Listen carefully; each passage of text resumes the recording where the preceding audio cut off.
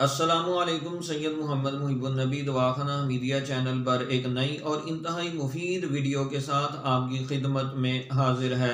اس video میں آپ کے لیے ہے بلغمی کھانسی سے نجات پانے کا ایک آسان اور انتہائی مفید نسخہ، جسے بوقت ضرورت آپ بھی استعمال کر کے بلغمی کھانسی سے نجات حاصل کر سکتے ہیں۔ یہ نسخہ نہ صرف بلغمی کھانسی بلکہ اگر اسے کچھ عرصے تک متواتر استعمال کیا جائے تو یہ دمہ میں بھی انتہائی مفید ہوگا۔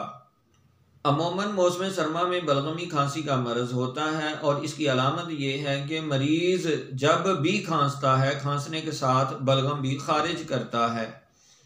اس نسخہ کے اجزاء اور بنانے کا طریقہ نوٹ کر لیں۔ اجوائن 3 گرام، ادرک 6 گرام۔